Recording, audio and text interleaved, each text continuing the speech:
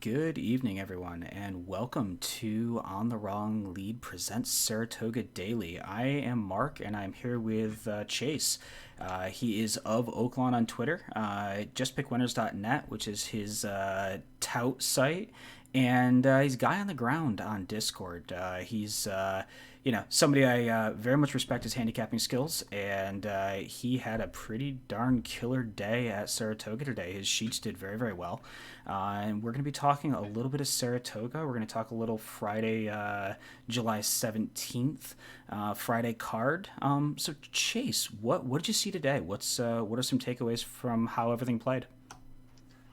One thing I'm really encouraged by is I feel like going into it, I had an idea of how these turf sprints and the inner turf races were going to play, and I feel like I saw kind of saw what I was thinking and kind of got validated on that a little bit with the inner turf, the inside positions and the early speed being a little bit favorable. Ran into bad luck with the Astoria kitten just barely getting nipped at the wire, almost taking that wire to wire. Lost by like a one like inch of purple tongue, I believe. And then with the uh, sprint races on the 5.5, I you can consistently say, or over the past few years, you've been able to consistently say that until they start moving that temp rail out from its first setting of about 12 feet, that those inside posts are pretty well dead, which led to some easy fades like a Dahl in the last race. I Yeah. was able to toss because I just didn't think that had the run style to win from there. Um, the dirt looked to be super fair. You saw some races melt, but you also saw races melt that went, sub 22.4. It seems like the races were going to melt down, and the rail was a little bit more favorable than I anticipated. Last year you had a super dead rail to start, so it was kind of surprising to see that. Yeah, I was gonna say I think I was a couple of long necks away from having a really really good day. My best choice on the day, that Tom Morley horse, got just a really wide trip. Winner ended up getting really inside on that probably very good rail, and with an absolute perfect trip by Lascano. And I got nailed by almost got there, but it looked like a rat had a little bit of a hard time in the stretch getting the horse to change leads. And yeah, I would agree with everything you're saying. I think also a thing to note, turf routes have been playing, early inside positional speed has been very good in turf routes. That's a historical Saratoga thing, especially on the inner, and it seemed to play out today. So that's a Saratoga standard that I'm comfortable with. I don't think there was anything else that jumped out at me. I think the dirt played very fair. I think the rail on the dirt is good. I don't think it's a gold rail. I don't think it's where you say, geez, you have to use those rail early speed horses, but I think the inner positions are the place to be. Definitely coming down the stretch, it seemed like horses that look like they've been put away. In the feature in the Peter Pan, it looked like the horse on the rail had been put away about 3 times in the stretch and just kept coming back. So to me, that means that the rail tends to be playing pretty well. you know, uh, Two quick things that I just remembered was seeing a head-on replay on the dirt races. I It's hard to diagnose that rail because it seems like the jocks are Naira jocks who have experience running at Yep. Saratoga, and so what you'll notice is when they get out on the lead, they're not glued out to that rail. They're sitting Yeah. in like the 2-3 Sitting a little path, off. a little Yeah. bit wider, and kind of trying to dictate it from there. If you get pinned in there, I mean, in the routes, that might be fine because that ground saving trip seems like the mini turf swoop was a decent move, if not Yep. just kind of up the rail. Um, and then you know, it looks like if you let your horse go way far back in these dirt races, it was pretty much over. Thinking of Mystic Guide specifically, Yeah. let Mystic Guide go way back, Yep. and there was just no way he was closing that. So it's not necessarily closer friendly, but it is still very fair. Yeah, I would agree. So looking forward into tomorrow, what sequences are you looking at? What are you looking at targeting? Obviously, given the background here that they're calling for about a half inch of rain overnight. The numbers have come up quite a bit. We were talking like a tenth of an inch this morning, and now they're up to about a half. So I would expect. I don't know if any of the turf races will come off. Maybe some of the early turf might come off, but I would imagine you're going to have at least probably good to start the card tomorrow. Yeah, I went ahead and handicapped everything kind of straight by, a dry figures. But I'm going to pray that some of my like observations with the turf hold, because if they do, I really want to maybe try to make a pick three and a couple of exotic plays through the race 1 through 3 Mhm. sequence. Um, Jumping into race one, if that go ahead and jump into it. Yeah, man, have at it. All right. So the first race, you've got a mile and 3/8 on the inner turf. Mentioned earlier, we've got kind of a little bread and butter angle there with that. It's a optional claimer, 62.5K for non-winners of two other than maiden claiming or state bred allowance. The big thing that really popped out at me on this one is that you have lone speed in this race, and the lone speed has drawn the rail because the number one horse is a MTO prioritize. So looking at Can't Help Believing, got that horse at 5-1 on the morning line. Probably don't think you're going to see it that price though. But it should be the horse that's out there on the lead, setting chilly fractions, and it feels like just a fantastic way to maybe get kind of risky and try to single first leg of a pick three to start through the sequence. And then also, I really love these kind of races for trifectas, where I can take something like the early speed, especially at that price, and key it on top, and then drop some horses that are going to be closing into it underneath. So in this case, I was looking at the two over the 4, 5, 6 in second and third, which was I believe Bundabunnen, Value Engineering, and Legit. I liked those horses at prices that could suck up underneath. And, it's a $3 play for a trifecta where you get 4 horses as opposed to like a 3-horse box. You're pressing your top opinion, and you've got a nice little trifecta play, especially if that 5-1 price holds, because you would assume that the exacta probables are going to be pretty good with it. So you just have to get your horses in underneath with them. Yeah, no, I very much like how you're approaching this. The only thing I would say to that is I think value engineering may be able to sort of press Can't Help Believing. I don't know if Can't Help Believing gets super loose. But I think value engineering is going to sit off. So I like your idea here that Johnny Velasquez on Can't Help Believing has that rail draw. He can kind of go out. He's going to be able to dictate pace because he's going to be on the lead. And I don't think that value engineering wants to necessarily have the lead. So I would expect value engineering to sit off, and if those two hook up a little bit, I think Bunda Boonen, I think is how you say it, would be the horse that I sort of want to pick up the pieces. So for me, I think that sort of 2, 5, 6 is sort of how I want to approach that first leg as well. It just happens to be that we both talked about this off camera, and we're like, oh, pick a sequence. We both picked the same sequence, so we're both very interested in the same horses. I will give a caveat. I really like the sequence if it does come off. I think Prioritize is going to take a ton of money being the MTO, and I do not love this horse in here if this ends up being on the dirt. I actually think, again, this, Bunda Boonen, however you say it, horse, is going to be very tough to beat. Big Tommy's has not done well on an off track, but I think is super usable. I also think somebody like Counteroffer in here, also very, very usable on an off track, and also Legit as well. Legit does have a win on an off track, so Legit, would be probably the most likely here. And I think we're both targeting this pick three, so let's flip to the second here.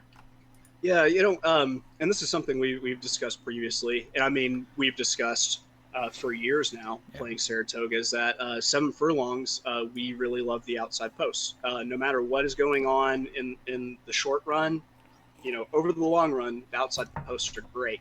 And what I like is I can try to single here in the first with Can't Help Believing, whatever, and try to trim this maiden field for prices going with the far outside posts. And so what I might do is toss out the 1 and then go ahead and throw in Apex Predator, Kebab, Lorenzen, um, Imperio D, Breeds Hill. Those horses all in that middle leg of that pick three that are going to be the more outwardly placed. Brunette is one I might consider just because it's got kind of that off the pace running style. But if it does come up wet, then it could very well be an early speed horse that hits sloppy sealed track and just kind of skates from that outside post position. So I feel like that play, that kind of big like sandwich middle play, is pretty safe no matter if it comes up wet or if it comes up dry. Yeah, no, I very much agree with you here. I like some of the outside post horses. I think Don's Early Light, the one horse on the rail for Danny Gargan, is probably going to be your favorite in here. But I think, I would, again, tend to fade that horse and try to look for some outside horses. The two that I want in here are the 7 Friday Beers, Rudy Rodriguez trained horse, who, coming out of the Pletcher barn where they originally were looking at dirt and they're finally getting back to it here. Should be a forwardly placed horse in here. I like forwardly placed horses, especially if we get a little bit of water. And the other one here is Lorenzen for Mira Chirchikali, I think is how you say it, who ended up inheriting, I can't remember which barn it was. She picked up one of the one of the Naira regulars barns. She's a new trainer on the circuit, and I've liked a lot of the stuff I've seen out of her. She looks like she's very tactically placing her horses. This horse, of anyone in here, if this comes up wet, this is the horse you want, and you're probably going to get a fairly decent price for sort of not yet known connections. Let's put it that way. And with all due respect to her abilities, I don't want to slide her anyway. She is cute. She is good looking. She is really very attractive. Yes, that's there's no denying that she's extremely good looking. So now race 3, this feels like a race where I want to slam an exacta. I want to hit an exacta really hard, but I want to protect myself. And I do this thing I call trickle down hedging, where I'll take the like exacta, which is the bigger base bet amount, a $1 base bet. And so what I'll do is I'll go ahead and hedge it with trickle down to the 50-cent trifecta to hedge this. So I really think that you can probably take the Roxas, the Robertino Diodoro horse with the tax minch David Cohen aboard, and key him on top and just slam your top 2 opinions underneath, which for me happens to be Blood Moon and First Rate, the Safi Joseph horse, which kind of Safi Joseph, but if I just need him to come in second, that's not really that big of a deal. So, it's one of those, it's a short field. The Rock says is going to be a heavy favorite. So, to get what you need out of it, you're going to have to nut up on that exacta and really kind of scale up. And then what I do to protect myself is I'll play the trifecta.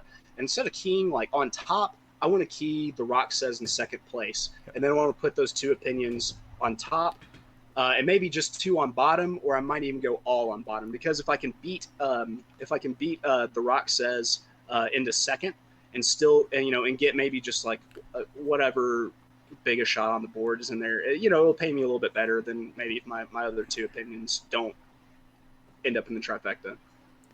Yeah, I would very much agree. I like the structure you're playing there, because if you can get the Rock says out of first place, so many people are going to have huge tickets with it, exactas or tries, where they're just going to slam the Rock says on top, and then they're going to try to build underneath that. If that horse finishes second, all of a sudden you get really balloons in those vertical wagers, and I very much like the approach you're taking there. For me, I think being more horizontally focused, the Rock says is the logical horse here, but it does sort of become interesting if this does come up wet. He's got a couple races here. He's broke his maiden in a maiden special weight with an 81 fig. If he runs back to that, in that sloppy going, probably destroys his field. But his last out in that claiming 50, they were obviously letting this horse go. You almost wonder if something happened. Did not run a great race, and he had, that he should have just destroyed that field, dropping out of some allowance companies. So you kind of go, I wonder if something's up there. If that's the case, and this does come up wet, somebody like a Ghost Game, who's perfect on an off going, and or your horse First Rate, both could be very, very interesting. Both have every have shown ability or shown that they should like the off going, and I think both of those become really interesting options. For me, if it's not super sloppy, I'll probably be very much on the Rock says, just to close out that early pick 3. And I think I'm talking here a 2x2x1 pick three. It's something you can, if you're somebody that has a $50, budget, you can play that for, a $10, is a $10 pick three, and maybe it pays 60 or $70. That's not a bad return. Yeah, I'm eating chalk all three legs, but I think it's a sequence where you can eat chalk, and there's some upside there. And I feel like if I'm structuring a pick three, that the first race is a race where I can maybe just go ahead and make a Yeah. bold statement Yep. single, and then have my widespread in the second race, and then go ahead and incorporate all three horses into the last leg. Maybe even put in like a fried rice king horse just to Pletcher. I think a Rapoli horse might as well, and then maybe Here. come through and just place another pick three with the rock says singled into it, which will give me the opportunity to hit it 2 times. Hopefully, I catch a price in the second leg, and if not, then the prices that I have in the last leg should more than pay for the lack of a sorry the you know getting should pay for my tickets, I should say. Yeah. I've been awake for a very long time. It's Saratoga though. You got to make sacrifices. Yeah, I think you were messaging me at about 3:30 this morning. So yeah, I don't think I think you're running on adrenaline at this point. So any other races in this card that you really want to talk about? I mean, to me the stakes were a little blah. I didn't think they were super entertaining. Anything else that sort of jumped off the page at you in here? I actually kind of going back to the inner turf angle that I feel like that is working with me. I liked the 7 through 9 sequence because I have horses like North Sahara and Passing Out who had like I believe a monster workout grade that I think I'll be able to use those in a pick three. I'm more excited about playing those in a 2 overlay part wheel trifecta where I can take those 2 horses, Nur Sahara and Passing Out, and put them on top, wheel them so 2-3 over 2-3-4 over 2-3-4-6, and hopefully get blowout completely out of that trifecta. I hit the try in the first race, and it paid a little bit better because I was able to throw out who was at the 6, who ended up the favorite in the first race today. Managed to get that one off into third, which helps. So I like that one for a trifecta play, and then using that 2-3 in the pick three. It's a mile on the inner turf. Same thing, 2 horses, speed, inwardly drawn. I want those 2 horses. Yeah, I completely agree with you here. I think Passing Out, we did the stream last night, and Passing Out is my top pick in this race. I love the run style. I think it perfectly fits the inner here, and it seems like it hits this horse. The horse is what 3 for 5 at the distance, 3 for 8 on turf. So every turf run that this horse has won at has been at a mile, and Jose Ortiz was showing today that he's in very good form. So he was putting on some very heady rides and very heady rides on the turf. So it's nice to see. And I think I almost think you can get even cuter than that and just use Passing Out in this race.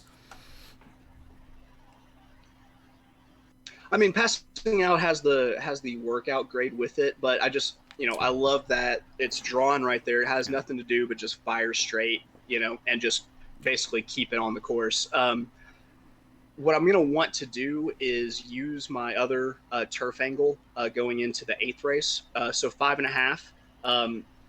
I feel like I can toss the one horse here that I liked, Guacamole, and use Lady Lawyer as well as Olenden, and try to get go skinny there. So maybe go 2x2.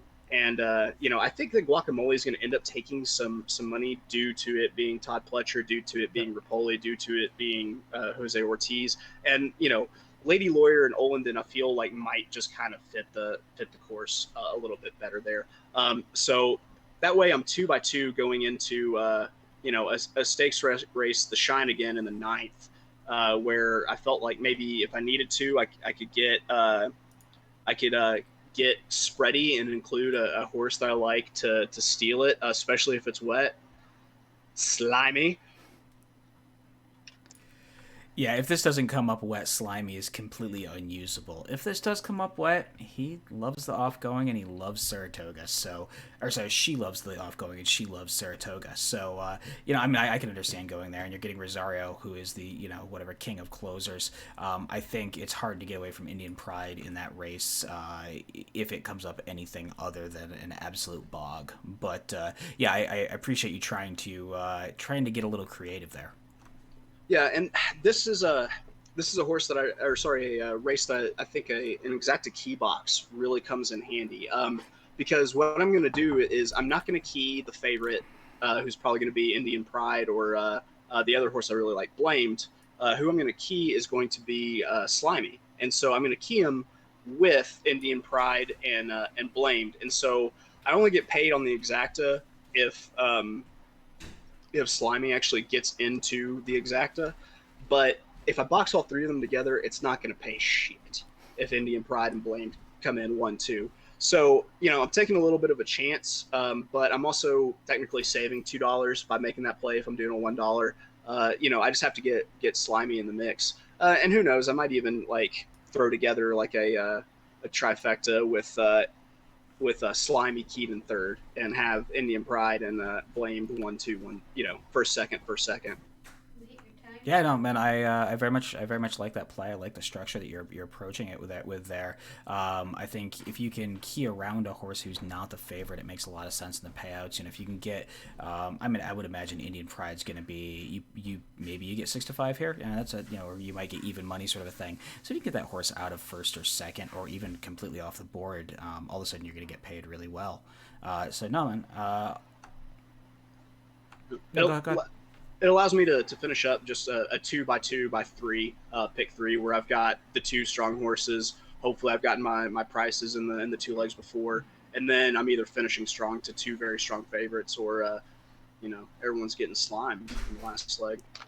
No, I like the structure. I like it very much. So, hey, thank you very much for the time, Chase. It's been a pleasure. I think that's a lot of really good content. And if you like this sort of thing, like and subscribe. Check out our affiliate link for AM Wager. They have a really awesome AM Wager. They have a really awesome promo where you get 10% back on all your wagers to your first $500. Bonus. So if you are somebody who is playing a lot of Saratoga or plan to play a lot of Saratoga, 10% back on top of on top of what else you're getting there. That's a pretty awesome reward. Dip a toe in the spa. And if you and until next time, good luck at the races.